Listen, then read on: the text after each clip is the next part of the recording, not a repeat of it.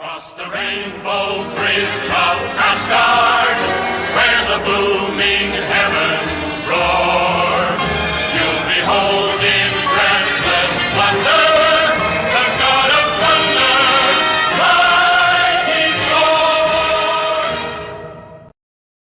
Hello and welcome to Across the Bifrost, the Mighty Thor podcast, where each and every episode we explore the world of Marvel's Mighty Thor. I am your host, Ryan Doze, and on today's show, we jump back into our throwback series where we are talking about issue 122 of Journey into Mystery, entitled Where Mortals Fear to Tread. This is a continuation of a Absorbing Man multi-part story that we're doing with Thor. Loki is involved. We're going to see Odin this issue. We're going to find out who Jane's mysterious kidnapper is. There's a lot jam-packed into this issue today. But this episode, like we've been doing these throwbacks the last few weeks, is going to be a bite-sized episode. There's lots packed in here, but it's going to be bite-sized for whatever you've got going on this week, this weekend, whatever you're doing. Errands, you're just hanging out around the house. This is a quick little bite-sized bit of Thor to get you through the weekend. It's our throwback series, and I'm excited to have you along today. If you're listening, I appreciate it. I hope you enjoy this little breakdown of a pretty darn good issue of Journey into Mystery. So let's jump in with a synopsis of this issue. The Marvel.com synopsis goes something like this. Thor is blackmailed by reporter Harris Hobbs, who we've met before, he has snagged some pictures of the Thunder God transitioning back into Don Blake. So we find out a little bit more of what's going on in the kidnapping situation. We'll talk a little bit more about that later on in this little bite-sized issue of Journey into Mystery. So the creative team on this issue, penned so humorously by Stan Lee. This is how he breaks it down. This was written with compassion by Stan Lee. It was drawn with comprehension by Jack Kirby. It was inked with competence by Vince Coletta, and it was lettered for compensation by Artie Simic. My gosh, that last one always gets me a little bit because in all reality, all four of these men did their job for compensation, but Artie kind of gets gets thrown in there at the end. I always love how Stan breaks down the creative team. Some of my thoughts on this issue. This was a really fun issue of Journey into Mystery. It was a really fun Thor story.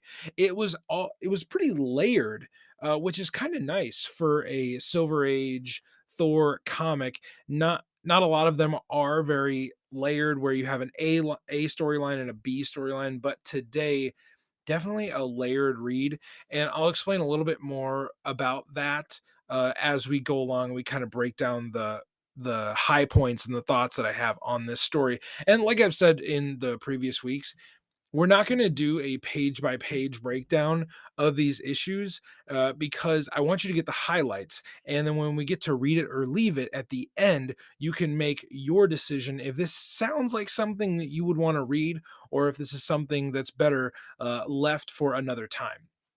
So here's some of the thoughts that I have about this issue.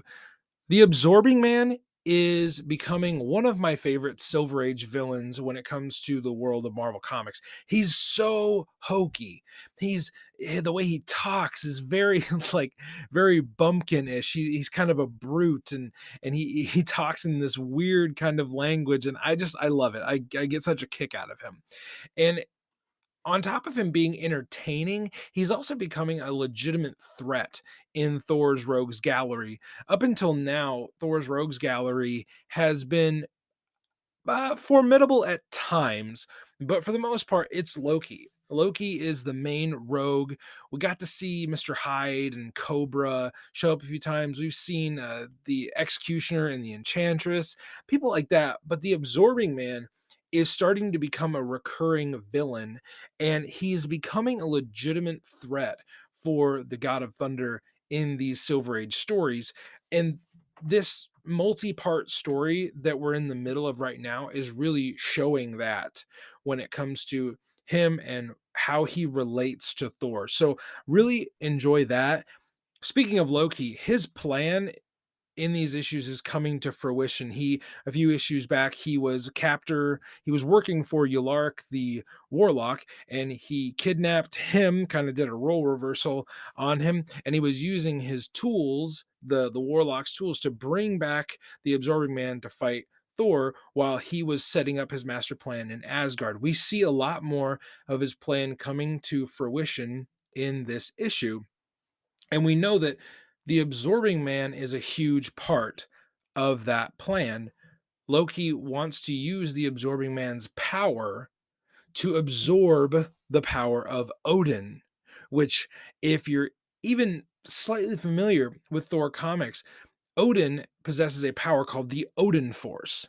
And when the Odin Force is put into these stories, it can do a lot of different things. So Loki's plan is to use Crusher, Creel, the Absorbing Man, to take Odin's power from him. It's not a half bad plan, actually. It makes a lot of sense. And I really appreciated that Loki's plan this time was pretty well thought out. It was pretty layered. That's what I mean when I say it's a layered story. There's reasoning behind the moves that Loki has been making this whole time. And I appreciate his scheme coming to fruition. And we're seeing a little bit more of how the pieces are being put together. the the highlight of this issue for me was Crusher in Asgard. Crusher in like getting involved with all the Asgardians. There's so many funny panels here, and I want to read them for you because they're just so money. Before he even goes to Asgard, the Absorbing Man and Thor have this back and forth where Crusher says, "It ain't fair. What good is my strength? What good is my power if I can't land a blow? I don't know. I didn't know it was going to be like this." And then Thor replies with, "Drop your iron ball and chain and say no more. Your very voice is offensive to my ears." Which, you got a point, Thor. You got a point. There, when Absorbing Man is brought to Asgard by Loki, Loki tries to assert, his mastery over the Absorbing Man to get him to do Loki's plan. But the Absorbing Man kind of fights back for a second, and Loki sends him to like a frozen wasteland, just like snap of his fingers. And when Crusher lands in this wasteland area, here are the things he says. Fantastic. He says, I'm absorbing all the cold and I'm turning into a living snowman, all in bold. Fantastic. But how long can I take it? It's like it's too cold to bear. I need help before I freeze to death. It was the guy I swung at, Loki. I must have done this. He's got to bring me back. He's just got to bring me back. Love, love the drama of the living snowman freezing to death in this wasteland that Loki has sent him to. He admits, like, okay, Loki, I'll do what you say. And Loki again asserts his power over Crusher by saying, "Now heed my words. If you serve me faithfully, without question, you and I can share dominion of the universe. But if you deny me, your punishment will be swift and merciless." So that's Loki right there. Crusher responds. He says, "Okay, I get the picture. So okay, I'm your boy." It's just great. He gives up so quickly and he says something like, "Okay, I'm your boy." Okay. They Loki and Crusher go into the throne room of Asgard and they start to fight the warriors of Asgard. And one of the cool panels that Crusher has is he touches one of the maces that the warriors are fighting against him with, and he is turned into this like really cool looking metal spiked monster. And he says, "Because I have never been turned into a living mace before." That needs to be a villain in Thor comics, the living mace. That's fantastic. Maybe it's Crusher's other alter ego. There are some great moments where Thor gets to interact with Harris Hobbs, who we find out in this issue is the one responsible for kidnapping Jane. Now, I'll admit, the reveal of Hobbs as Jane's captor fell a little flat for me because I didn't know ahead of time that it was going to be Hobbs, who we met a few issues back. He's a reporter who is, he's always around when Thor is doing stuff. He's kind of that's kind of a trope in comics where like reporters or friends are nearby documenting what's happening to these superheroes. But Harris Hobbs kind of falls a little flat for me. I'll be perfectly honest. He's in this issue and he kidnapped Jane to blackmail Thor to find out who Thor really was. And in this issue, he finds out that Thor is actually Don Blake. He takes a picture of him and Thor's like, "Oh no, no mortal can see that. No mortal's eyes can witness who I truly am." There is some great banter between the two of them because Thor wants to get the picture back and Hobbs is, saying, "Well, I don't have the picture on me and you have to, basically he holds him kind of a power play.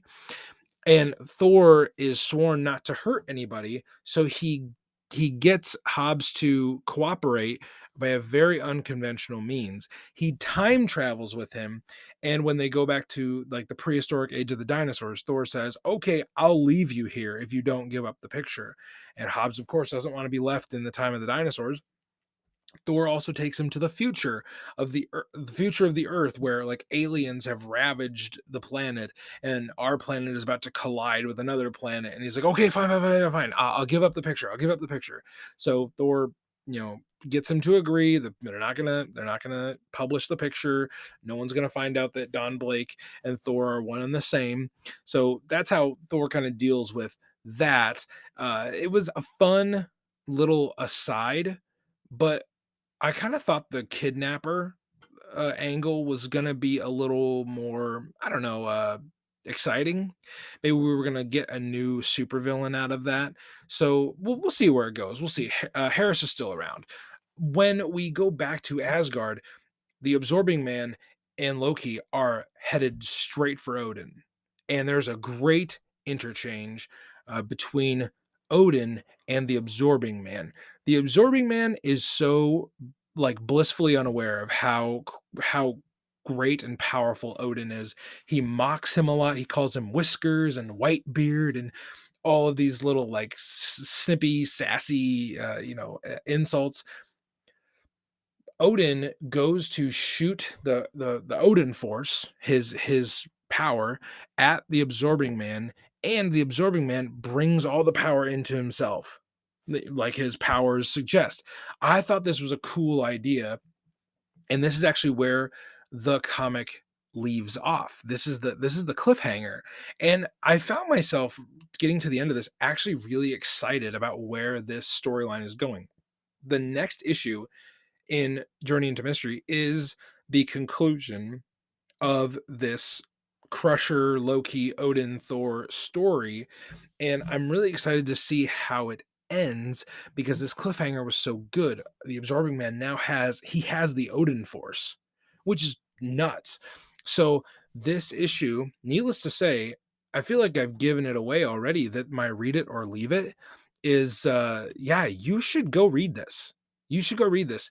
In fact, you should probably go read this whole saga. I don't know if this storyline has its own name, but these issues as of late have been really good.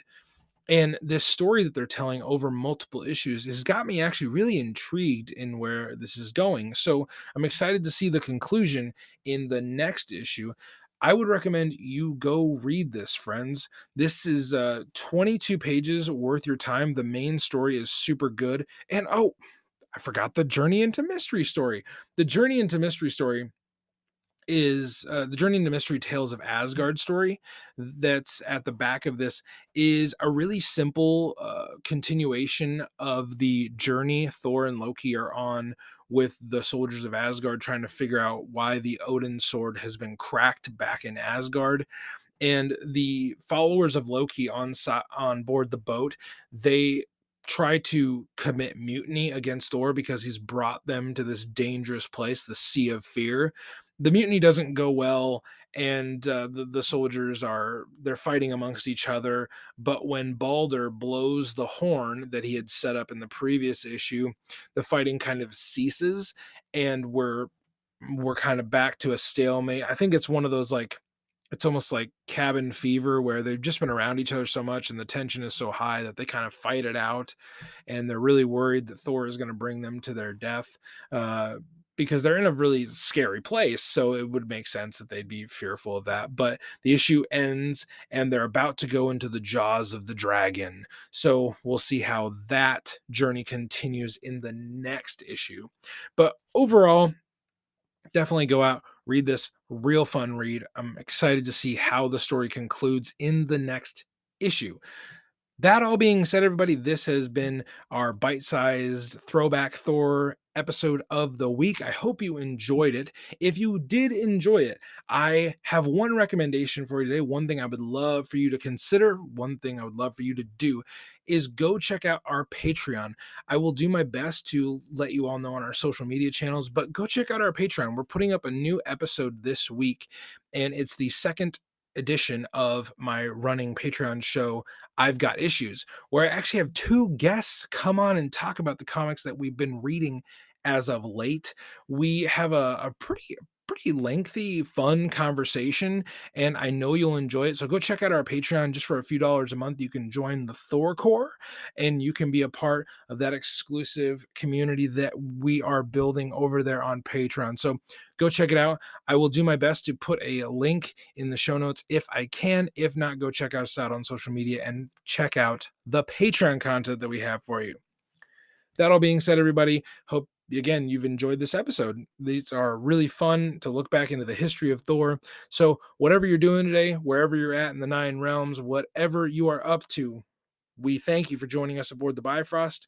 Till the next time you join us aboard the Rainbow Bridge, I encourage you, dear listener, friend of the Bifrost, stay worthy.